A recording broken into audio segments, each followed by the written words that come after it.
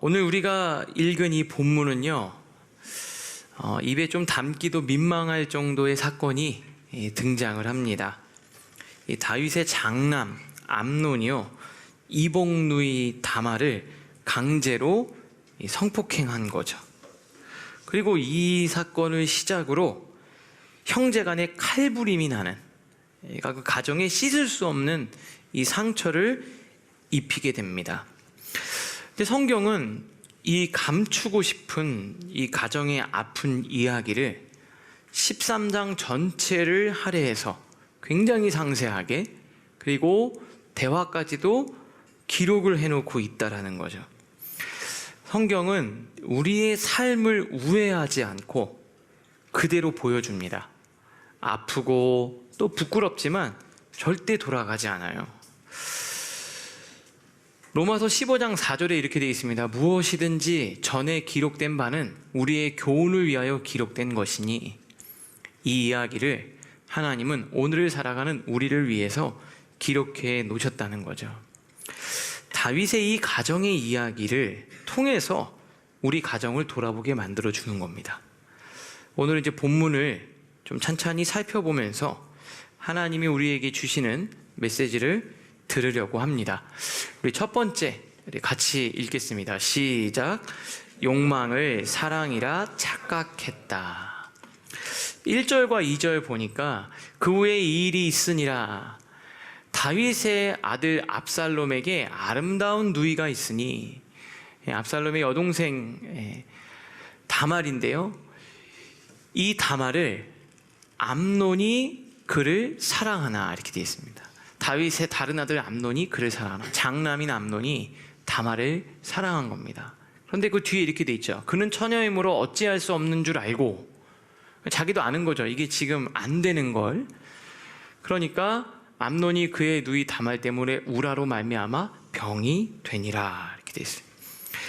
다말을 얼마나 암논이 사랑했는지 병이 날 지경이다 라고 이렇게 기록을 해놨습니다. 근데 요 상황만 보면은 진짜 사랑하는 것처럼 보이거든요. 그런데 본문은 그렇게 설명하지 않아요. 그가 다말을 범하고 난 다음에 완전히 감정이 바뀌어버립니다.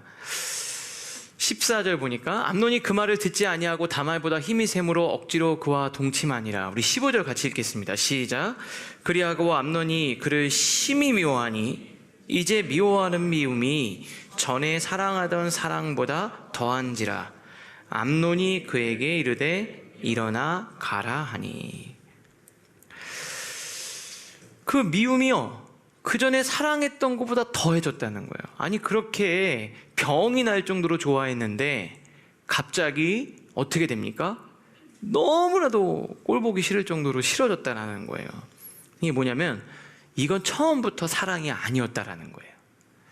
사랑이라고 본인이 착각한 거예요.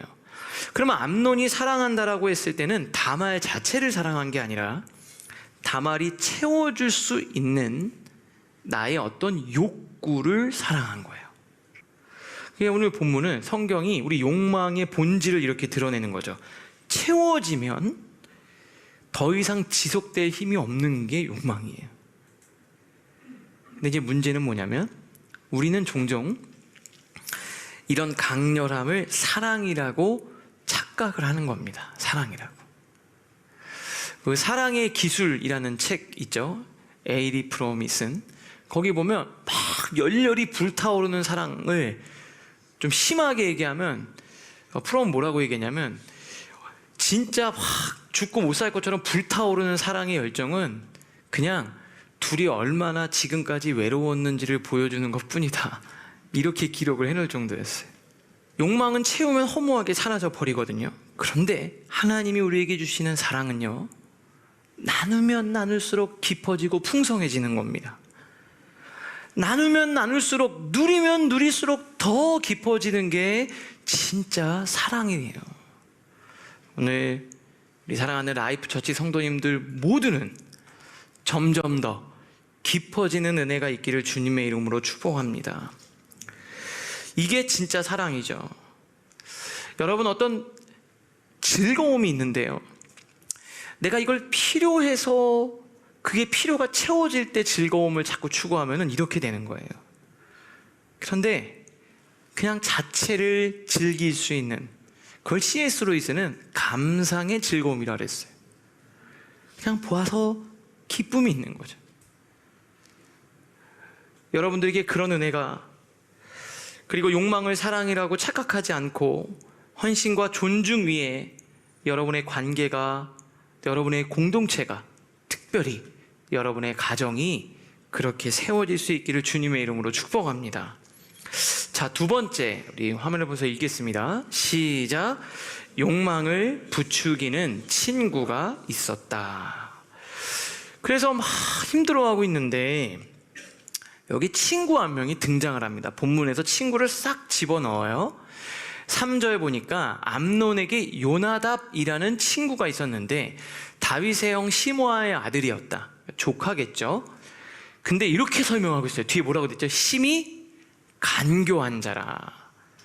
아주 간교하다. 이렇게 나쁘게 딱 평가를 내리고 있어요. 왜 그랬냐? 암논에게 탁 와가지고 이제 차기 왕이 될 사람이잖아요. 그래서 왕자요, 당신은 어찌하여? 너는 왜 이렇게 나날이 얼굴이 이렇게 파리하여 가느냐? 얼굴이 왜 그래? 왜 이렇게 상했어? 뭐 고민 있으면 나에게 좀 말해봐. 이렇게 얘기한 거죠. 그랬더니 암논이 뭐라고 얘기하냐면, 내 아우 압살롬의 누이 다말이 있는데 내가 그 다말을 너무나도 좋아하고 있대. 그렇게 얘기를 한 거예요. 근데 이게 지금 안 되는 거잖아요. 근데 5절에 이렇게 얘기합니다. 우리 같이 읽을까요? 시작. 요나답이 그에게 이르되 침상에 누워 병든 채 하다가 내 아버지가 너를 보러 오거든 너는 그에게 말하기를 원하건대 내 누이 다말이 와서 내게 떡을 먹이되 내가 보는 데서 떡을 차려 그의 손으로 먹여주게 하옵소서 하라. 암논의 친구가 뭐라 그럽니까? 갑자기 이렇게 해라. 야, 괜찮다. 너 누구 좋아하는 게 뭐 사랑이 죄야? 사랑이 죄냐고. 그러면서 막 아프면 아버지가 오는데 우리 누이 다말이 와서 먹을 걸 좀 해주면 제가 나을 것 같다고 그렇게 얘기하라는 거예요. 그리고 그때 오면은 네가 그때 다. 그 옆에서 어떻게 해준 거예요? 지지해주고 동조해주고 실행 방법까지 얘기를 해준 거예요. 뭐라고 하냐면 곧바로 구체적인 계획을 세워주죠. 근데 여기서 되게 중요한 게 있어요. 이전까지 암논은 단순한 욕망이 그 생각에 머물고 있었거든요. 근데 요나답이 나타나는 순간 이게 실행 가능한 시나리오로 바뀌면서 죄로 이어지는 거예요. 성경이 죄를 어떻게 발전해 나가는지를 야고보서 1장 15절에 이렇게 얘기를 합니다. 욕심이 잉태한 즉 죄를 낳고. 원래 욕심이 있었어요. 잉태라는 게 뭡니까? 품고 키워가는 과정이 있다는 거예요. 잉태하지 않고 사산을 시켜야 되는데 그걸 품어서 키워낸 거예요. 중간에 과정이 있으니까 죄가 된 거잖아요.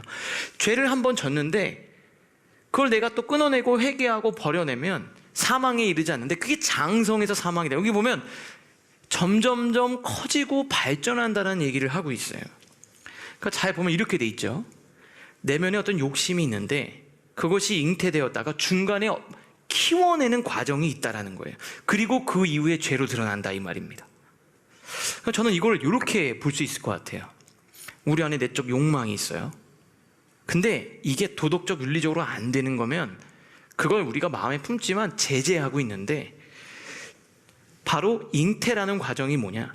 합리화 또는 정당화해줄 환경이 있을 때 죄를 지을 가능성이 급격히 커지는 거예요. 사실은 암논은 처음부터 죄를 실행할 준비가 완벽히 된 사람도 아니었고요. 아직 자기 울타리 안에 땜에 가둬놓고 있었는데 그 울타리를 허물어 준 사람이 요나답인 거예요. 여러분, 어떤 욕망이 혼자서 커지지 않아요. 누가 옆에서 부추기고 정당화해주면 더 위험해지는 겁니다. 그 성경에 뭐라 그랬습니까? 복 있는 사람은 죄인들의 길에 서지 않는다 그랬어요.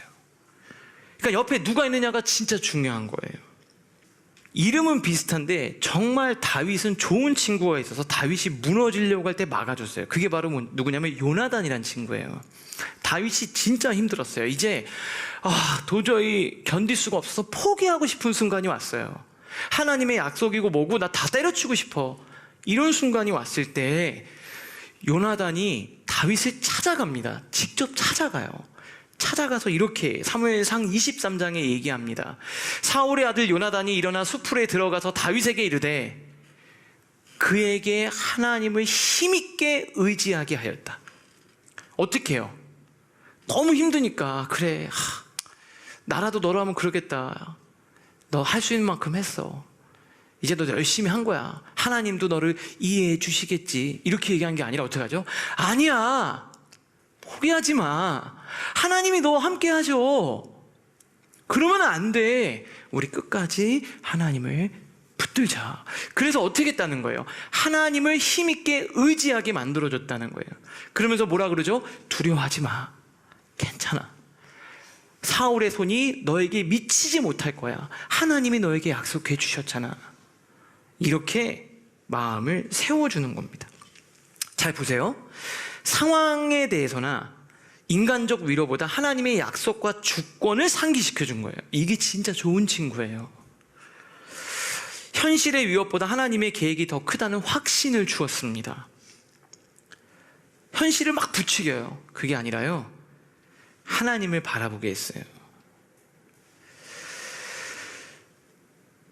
요나답은 어땠죠? 욕망을 부추겼어요. 그리고 막 살고 싶은, 나 진짜 이제 몰라, 막 살 거야. 그랬더니 그래, 야 그래, 이렇게 하지 않았다는 거예요. 죄책감을 덜어줬어요. 그 요나답은. 여러분 주변에 어떤 친구가 있는지 잘 보세요. 죄는 갑자기 폭발하는 게 아니라 마음의 나름대로, 여러분이 성령의 사람이기 때문에 우리는 도덕적인 안정장치를 다 가지고 있어요. 근데 그걸 하나씩 핀을 뽑아서 해체하는 과정을 통해서 완성이 된다라는 거예요. 암논에게 요나답은 이 해제 버튼을 눌러준 사람인 거예요. 하지만 다윗에게 요나단은 마지막 안전핀이었어요. 나를 지켜줄 누군가가 내 옆에 있어야 하는 거예요. 오늘 잘 생각해 보세요. 내 옆에 어떤 사람이 있는지 한번 쳐다봐 주세요. 안전핀인가요? 잘 보셔야 돼요. 왜 웃으세요? 여러분 막 부추기는 사람입니까? 해제 버튼? 야 그냥 해! 막 이런 분들만 있으세요? 마지막 세 번째 같이 읽겠습니다. 시작. 말해야 할 때 말하지 못했다. 결국에 일이 벌어진 거죠. 벌어진 거예요. 근데 압살롬이 여동생 다말을 집으로 데려와요. 막 울면서 마음이 무너졌는데 집으로 데리고 와요. 근데 본문을 읽어보니까 일단 그 사건으로 인한 피해를 압살롬이 최소화하려고 노력을 했어요. 이 성폭행을 가족 안에서 뭔가 해결하고 가능하면 덮어버리려고 했던 것 같아요. 잊으려고 좀 애를 쓴 것 같습니다. 근데 문제가 누구에게 있었냐면 아버지 다윗에게 있었어요. 사무엘하 13장에 보니까 그의 오라버니 압살롬이 그에게 이르되, 지금 여동생에게 얘기하는 거죠. 내 오라버니 암논이 너와 함께 있었냐? 사실을 딱 듣더니, 그러나 그는 내 오라버니이니 누이야, 지금은 잠잠히 있고 이것으로 말미암아 근심하지 말라. 이에 다말이 그의 오라버니 압살롬의 집에 있어 처량하게 지내니라. 일단은 이거 말하지 말고 좀 기다려보자. 왜 그랬을까요? 아버지가 무언가 일을 하실 거라고 생각한 거예요. 그러니까 막 이렇게 막 하지 말고 일단은 좀 기다려보자. 아버지가 어떻게든 이 부분을 해결해 줄 거야. 그런데 22절은 이렇게 돼 있어요. 같이 읽겠습니다. 시작. 다윗 왕이 이 모든 일을 듣고 심히 노하니라. 화를 냈어요. 그런데 요 화를 냈다라는 거, 화를 냈다라는 거 말고는, 기분이 진짜 나빴고 열받았다, 하여튼 안 좋았다, 이렇게 얘기한 거 말고는 그 위에 암논을 불러다 놓고 혼냈다, 너는 왕의 계승에 자격이 없다 얘기했다, 아니면 다말을 불러서 괜찮냐 위로, 이런 말이 아예 없어요. 그냥 화만 낸 거예요. 화만. 그러니까 합당한 조치를 해줄 거라고 나름대로 기대를 했는데 아무 일도 하지 않고 다윗이 그냥 침묵한 거예요. 뭔가 아버지로서 말을 해야 되는데 아무 말도 안 한 거예요. 그러니까 이때 압살롬의 영혼에 불의가 자리를 잡았어요. 이렇게 생각한 것 같습니다. 다윗이, 아버지가 공정하게 행동하지 않겠다면 내가 움직이겠다라고 마음을 먹은 것 같습니다. 그래서 암논에게 복수할 궁리를 해요. 23절에 보니까 만 2년 후에 2년 동안 아무 일이 없었어요. 아버지가 아무 얘기도 안 해. 근데 2년이 딱 지나니까 마음속에 마음을 먹은 거죠. 양털 깎는 일이 있다. 양털을 깎는다는 건 축제 기간이잖아요. 우리 그때 다윗 할 때 나발 얘기할 때도 그랬잖아요. 양털을 깎을 때는 막 잔치가 벌어지거든요. 그래서 뭐라고 했냐면 아버지 우리 형제들 다 초대할게요. 이렇게 얘기를 해요. 그랬더니 초대를 했어요. 그리고 모든 형제들이 보는 앞에서 왕의 모든 아들을 다 데리고 왔죠. 그 자리에서 암논을 자기가 죽여버립니다. 2년이란 시간을 다윗이 그냥 보냈어요. 근데 본문을 읽다 보면 그 시간이 계속 나와요. 2년 후에 2년 동안 아무 일을 안 한 거예요. 아무 얘기를. 왜 그랬을까? 다윗도 골치가 아픈 거죠. 내가 얘를 다음 후계자로 정했는데 여론이 안 좋아질까? 그걸 딱 봤더니 압살롬이 아무 말도 안 하고 가만히 있으니까 그냥 덮기로 했나? 내가 아무 말도 안 해도 되나? 이렇게 생각한 것 같아요. 그냥 잊혀지기를 바랬어. 아니면 화만 내고 그냥 아버지도 그렇잖아요. 야 진짜 이제 짜증난다. 그냥 이놈의 집구석 이러면서 그냥 말아버린 건 아닐까. 훈계도 못하고 상처도 만져주지 않은 거예요. 자, 그 다음에 3년 자기 형을 죽이고 어디로 가냐면 어머니 그 고향인 구슬로 도망을 쳐요. 3년 동안 다윗이 안 불러요. 그런데 요압이 중재를 해가지고 압살롬을 다시 예루살렘으로 불러옵니다. 그런데 다윗이 2년 동안 만나주지를 않아요. 본문을 좀 잘 보셔야 됩니다. 14장 다음 장에 보면 그 숨어있다 도망쳐 있다가 3년 동안 안 불렀는데 다윗이 부른 거잖아요. 근데 압살롬이 이태 동안 2년 동안 예루살렘에 있는데 왕의 얼굴을 보지 못했다. 안 만나준 거예요. 그래서 요압한테 좀 아버지 좀 만나게 해달라. 근데 요압도 안 와요. 왜냐면 안 거죠. 요압이 왕이 싫어하니까 지금. 그래서 압살롬이 요압을 왕께 보내려 하여 압살롬이 요압에게 사람을 보내 부르되 그에게 오지 않냐고. 왜 안 왔을까요? 카도 왕이 안 만나줄 걸 아니까 요압이 안 간 거예요. 그러니까 나중에 어떻게 하냐, 자기가 아주 이상한 행동을, 이상한 짓을 하는 거예요. 자녀들이 그럴 때가 있잖아요. 일부러 더 이상한 짓. 30절 같이 읽겠습니다. 시작. 압살롬이 자기의 종들에게 이르되 보라, 요압의 밭이 내 밭 근처에 있고 거기 보리가 있으니 가서 불을 지르라 하니라. 압살롬의 종들이 그 밭에 불을 질렀더니, 한마디로 말하면 이게 되게 중요한 곡식 창고에다 불을 다 질러버린 거예요. 난리가 난 거죠. 자녀들이 그럴 때가 있잖아요. 갑자기 막 사고치고 일부러 막 더. 그랬더니 물어요. 왜 불을 질렀냐? 요압이 압살롬의 집으로 가서 왜 밭에 불을 질렀냐? 그랬더니 32절이 중요해요. 잘 보세요.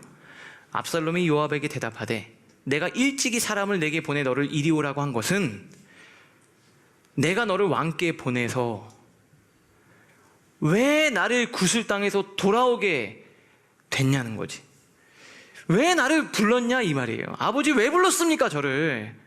이때까지 만나주지도 않을 거면 거기 있는 것이 낫지 않겠습니까? 이제는 내가 나로 하여금 왕의 얼굴을 볼 수 있게 하라. 아버지를 만나게 해달라. 내가 죄가 있으면 아버지한테 내가 죽겠다. 혼날 게 있으면 혼나고 아버지랑 말하고 싶다. 아니 나는 구슬 땅에 있는 걸 불렀는데 왜 여태까지 안 만나주냐. 그럴 거면 그냥 거기 있도록 두지. 자식의 그 마음이 느껴지죠. 내가 만일 죄가 있으면 왕이 나를 죽이시는 것이 옳으니라. 그리고 아버지를 만나러 가요. 33절에 요압이 왕께 나아가서 그에게 아뢰되 왕이 압살롬을 부르니 그가 왕께 나아가 그 앞에서 얼굴을 땅에 대어 그에게 절하매 왕이 압살롬과 입을 맞추니라. 아주 형식적으로 만나고 대화도 없이 끝나버려요. 또 아무 말도 안 해요. 아무 말도 안 해요. 이거 압살롬이 미치는 거죠. 그래서 이렇게 돼 있어요. 바로 그 다음에, 그 후에 아버지를 딱 만나고 난 다음에 어떻게 됐냐? 자기를 위하여 병거와 말들을 준비하고, 이 아버지에 대한 분노가 극에 달해서 아버지를 향한 반역을 여기서부터 시작을 하게 되는 거예요. 여러분 잘 생각해 보세요. 만약에요, 이때 다윗을 만났을 때 다윗이 압살롬을 보면서 침묵하지 않았더라면, 막 울면서 보고 싶었다. 아들아, 난 너를 잃고 싶지 않다. 내가 아들 둘을 잃을 수 없다. 너 때문에 내가 마음이 많이 아팠다. 야, 왜 그런 짓을 저질렀냐? 그러면서 매를 들고 같이 기도하고 지금부터 차근차근 다시 시작해보자 이렇게 얘기했다면 압살롬은 어땠을까? 저는 본문을 보면서 이게 본문이 너무 대비되면서 하나님은 우리에게 아주 중요한 메시지를 주시는 것 같아요. 다윗도 성적인 죄를 지었고 간접적으로 자기를 부하를 죽였어요. 그런데 다윗은 회복됐다라는 거예요. 하나님 아버지, 우리 아버지 하나님은 간음과 살인을 저지른 다윗을 책망하셨고 나단을 보내 죄를 드러내셨고 훈계하신 후에 다시 안아주셨어요. 길지 않았어요. 너랑 말하기 싫어. 일부러 말 안 하면서 2년, 3년, 4년을 괴롭게 하지 않았다는 거예요. 혼내고 안아주셨어요. 그래서 다윗은 회복이 됐고 문제가 있었지만 다윗은 성숙해졌어요. 근데 아버지 다윗은 암논을 훈계하지 않았고 상처받은 다말과 압살롬을 품지도 않았어요. 그냥 방치해뒀어요. 다윗의 침묵이 가정의 불의와 상처를 깊게 만들었어요. 관리되지 않은 상처가 장애가 될 수 있어요. 이거는 우리 공동체의 관계도 마찬가지입니다. 불편하니까 그냥 마주치면 싸우니까 부부들이 어떻게 하죠? 건들지 않는 거죠. 지금 안 싸워서 좋은 거라고 생각하세요? 아니에요. 제가 말씀드릴게요. 원래 가족은 좋아야 돼요. 안 싸우면 나쁜 거예요. 좋아야 되는 거예요. 부모 자녀도 마찬가지예요. 우리 하나님과 우리는 어때요? 특별하게 하나님이 나한테 뭐 힘들게 하는 것도 없고 나도 뭐 없고 이제 적당하게 잘 지내면 좋은 건가요? 아니에요. 좋아야 돼요. 부부는요, 무슨 얘기만 하면 트러블이 생기니까 어떡하죠? 안 건드리는 걸 자기가 안 돼요. 혹시 두려움 때문에 관계가 깨질까봐 혼란스러워서 진리를 말하지 않고 침묵하고 계시진 않으세요? 오늘은 우리가 그 다음 단계를 넘어갈 수 있었으면 좋겠습니다. 저는 오늘 이 말씀을 보면서 우리는 하나님 앞에 그렇게 용서받고 그렇게 하나님 날 회복시켜 주셨는데 나는 아버지로서 어떤 아버지인가? 그냥 말하기도 서로 또 그렇고 너 말하자니 내가 지은 죄가 또 있고 그냥 냅두면 그냥 대충 되겠지. 피곤한데 알아서 되겠지. 그러면 안 돼. 이 시대 아버지로서, 여러분이 이제 남편으로서, 남자로서 어떤 사람이 되어져 가야 되는가? 여러분 스스로를 한번 돌아볼 수 있는 여러분들 되실 수 있기를 주님의 이름으로 축복합니다. 상처는 그냥 두면 장애가 돼요. 여러분 안에 마음에 상처가 있잖아요. 근데 그게 두면은 장애가 됩니다. 여러분 이렇게 손에 살짝 까진 거 정도는 두면 막 아물어요. 근데 진짜 심각하게 부러지거나 곪은 걸 두면 다리를 잘라야 되거나 평생 장애가 돼요. 마음의 상처도 똑같아요. 적당히 두면 안 돼요. 오늘 하나님 안에서 그걸 관리하셔야 돼요. 압살롬이 그 하나님 아버지를 만날 수 있었다면, 아니 다윗은 내가 못해도 하나님을 만날 수 있도록 연결만 해주었다면 이런 일은 일어나지 않았을 거예요. 오늘 여러분의 가정이 다 삶이 어떤지는 저는 모르겠어요. 그런데 각자가 하나님이 여러분에게 주시는 메시지가 다 있을 거라고 생각합니다. 우리 육신의 부모 어떤지는 몰라요. 그러나 다윗은 하나님 아버지를 잘 만났기 때문에 회복될 수 있었어요. 우리 여러분 모두가 다윗처럼 회복의 은혜가 있기를 주님의 이름으로 축복합니다.